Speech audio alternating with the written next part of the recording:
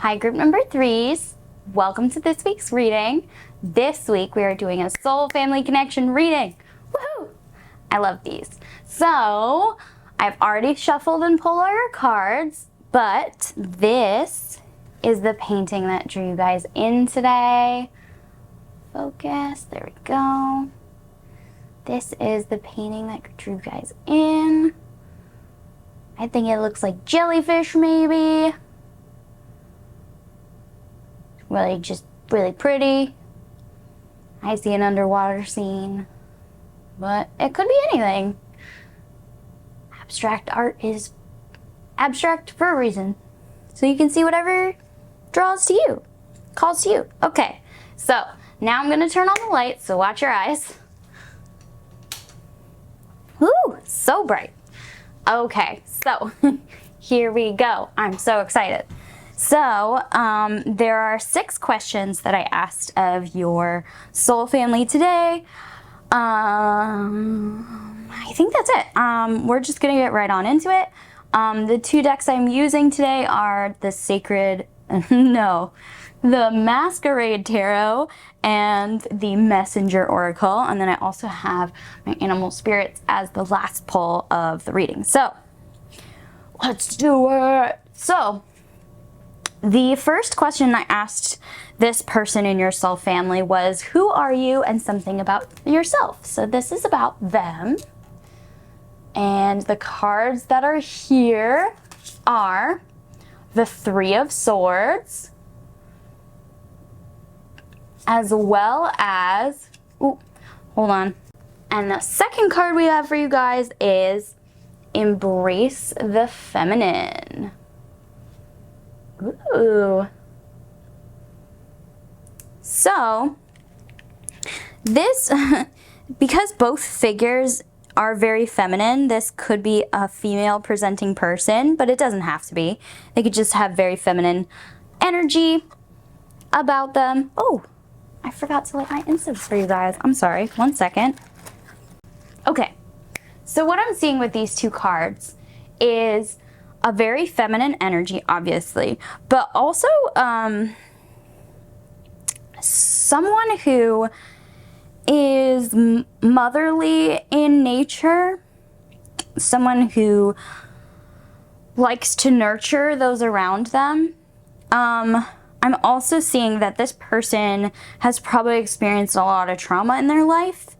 They've become strong out of it, but there's somebody who has seen a lot of sadness, has experienced a lot of sadness. There's somebody who has sort of closed themselves off a little bit because of that. With all of these barbs and stuff guarding the heart, I really feel like it's almost giving me like Wicked Witch scenario type vibes of how, like, I always love the Wicked Witches. They always have like a good point as to why they're wicked, supposedly. But it's a very like misunderstood, injured energy I'm seeing here.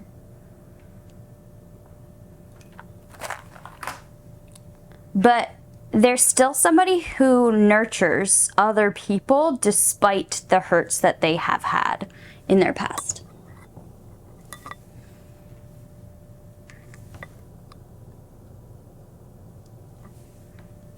Okay, so the next thing that I have for you guys, this next question was, what is the nature of our connection? So how do you connect with this person? And we have stay strong. We also have the Page of Wands.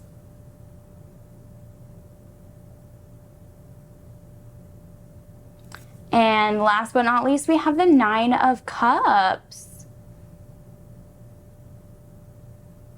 I love this deck, it's so pretty. So,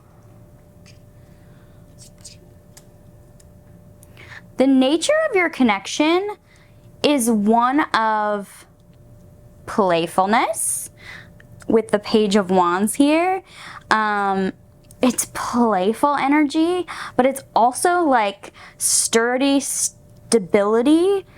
This is somebody who you both play with, and also who is like the person that's there when you need somebody, the person that's always there when you need somebody, that kind of person. The connection is one of youth and fun and playfulness and abundance and going to parties together and that kind of thing, but also one that reminds you how strong you are and how strong you can be for another person. So this is giving me like very best friend vibes. That's really what I'm feeling about your connection with this person. So the next one I have is, how can we better connect? So if you've met this person, how can you make your relationship better? If you haven't met this person yet, how can you take steps towards this person? And the cards that you have here are Know Your Fears and the Seven of Wands. Oh no, the Seven of Swords. My apologies. Seven of Swords.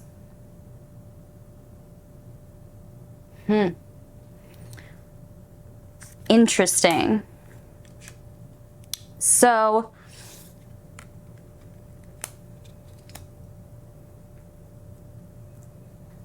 no, I like it better this way.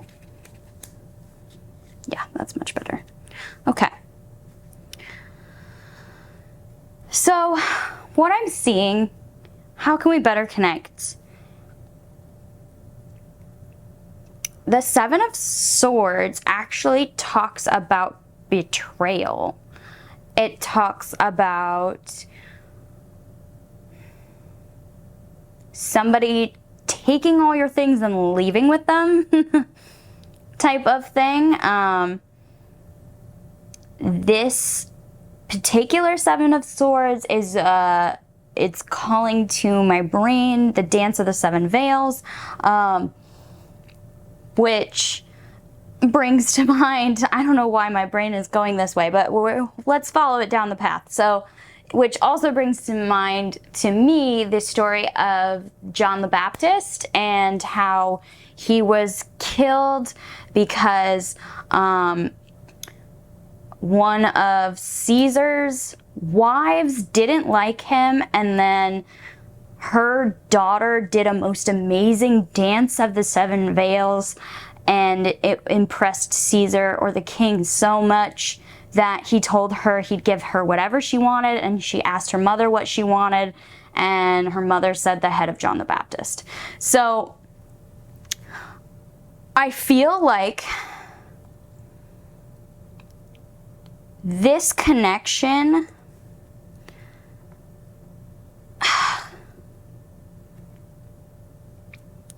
it's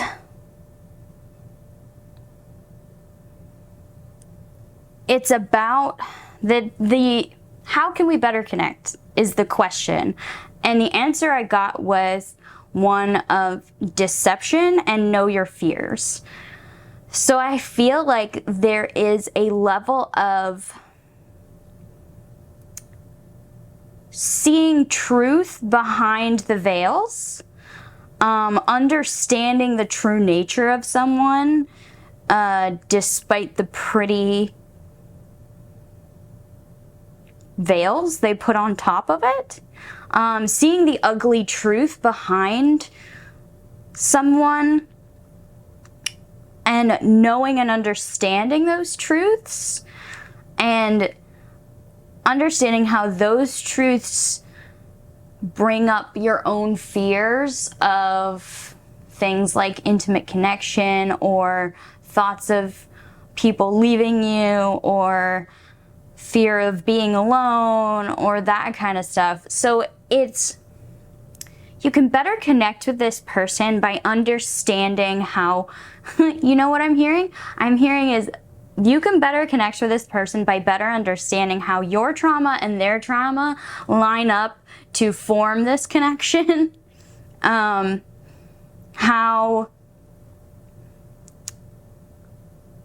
you sort of feed into each other, and figuring out what about this relationship is healthy and what about it is not, and kind of distinguishing between the two.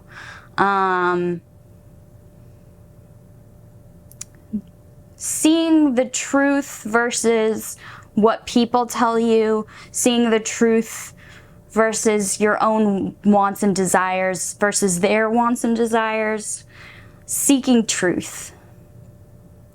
Seeking truth past your own fears is really what I'm seeing here. The best way for you to connect with this person is to see the truth, to understand and recognize the truth of this relationship. That's all I want to say about that. So, the next little group here, this is what lesson will you teach me? So this is what lesson will this person teach you from being in a relationship with them? And we have the Six of Wands, as well as change is unavoidable. Interesting. So, I think the lesson that this person, ooh, there's a snake shedding its skin in this card. I love that.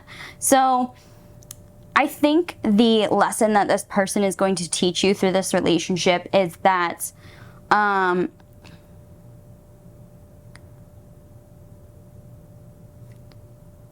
not every relationship has to be successful in society's eyes to be successful. Okay, so the way we talk about breakups in society is, oh, that failed because it didn't end in like marriage or whatever, or it didn't end in lifelong partnership or children or whatever. But that's not specifically true. Like, that relationship probably taught you a shit ton of a lot, and in that respect, it was successful. So not everything, not every relationship, not every partner, not every best friend, not everyone is going to end in what society deems as successful, but change is inevitable, change is unavoidable, change is necessary even to move forward. And this relationship is going to cause change, and that is successful. Yeah. I think this relationship is also going to teach you a lot about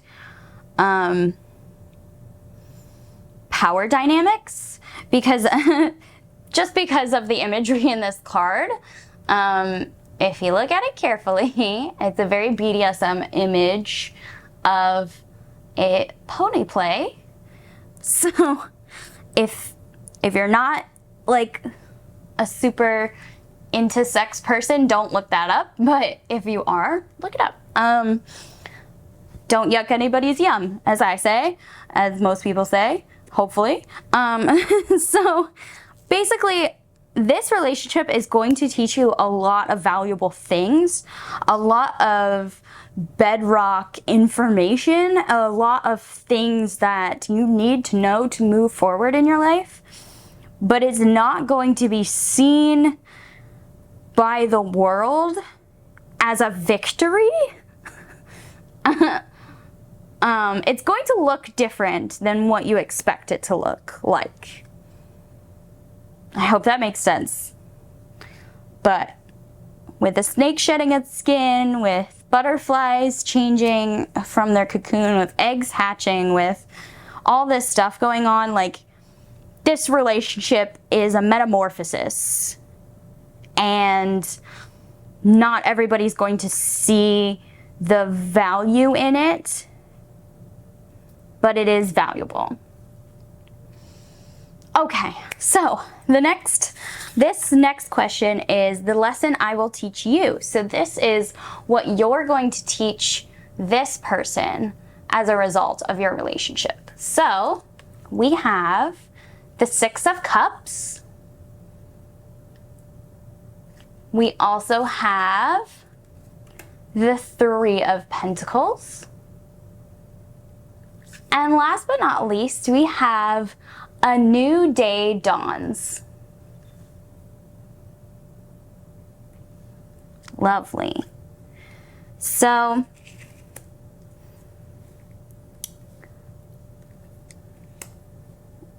I see a very similar message of change is inevitable, of change is good, change is necessary.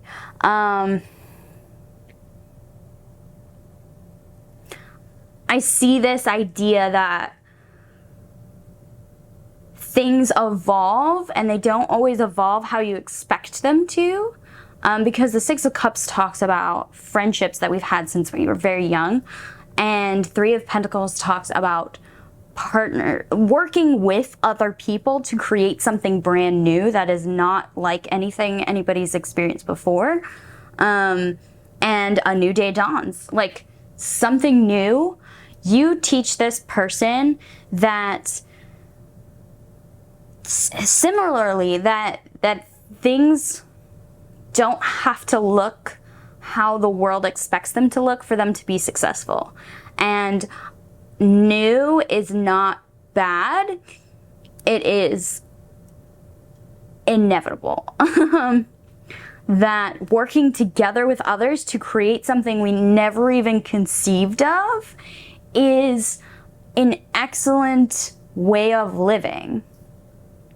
You teach this person to embrace the old, but also to look forward and accept and adapt to the new.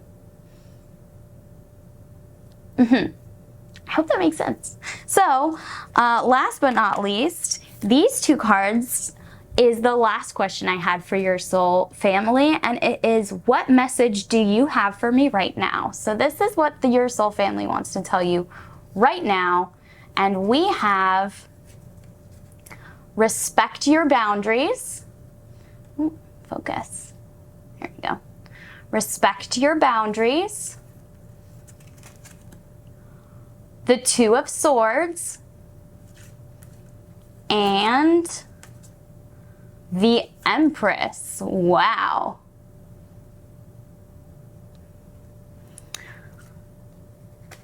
Yeah. So this person wants you to take care of yourself. This person says there are decisions to be made, and the only way that you are going to be able to move forward is if you make those decisions. And the best way to make those decisions is to respect your boundaries, create boundaries that are healthy for yourself, and follow those boundaries.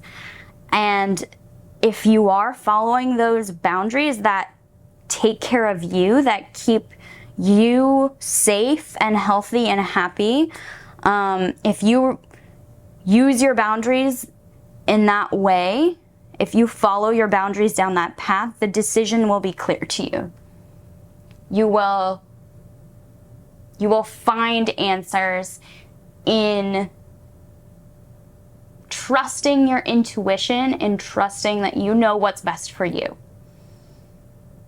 In doing what's best for you. Because you deserve to be happy and healthy and safe. Okay? Okay. So last but not least, I have my Animal Spirits deck here. And we are going to get one final message from your soul family about all of this big processing of figuring out trauma, of change and evolution and building new things with others. So can we get one final message, please, for my group number 3s from their soul family? One final message, please. Just one. There it is. Oh, it's 2. Wow, this deck does not normally give me 2 cards. So I guess I will read these 2 cards to you. So, wow, okay. If you were drawn to group number 2, group number 2 also received the bat. So if you were drawn to 2, maybe you should watch 2 as well. So we have the bat, and we also have the spider. I love the spider. So I'm going to read these 2 to you out of the book. The bat is air energy, and I believe the spider is earth, but I'm going to have to double check. I always get my triangles mixed up. Yes, the spider is earth. So first I'm going to read to you the bat. Bat, air energy, darkness, letting go, death leading to rebirth. Before emerging, the bat waits for the sun to set and the moon to rise. In the darkness, it can see all that was invisible in the daylight hours. The bat is a master of the subtle senses of the underlying forces that cause some things to prosper and other things to fade. The bat card shows up to signify the ending of a chapter, the closing of a door. The bat comes swiftly, encouraging us to move on. In just a few hours, a new day dawns. No more lingering in the past. When this energy is in balance, it accepts, adapts, and adjusts. When it is out of balance, it refuses to let go. It reminisces.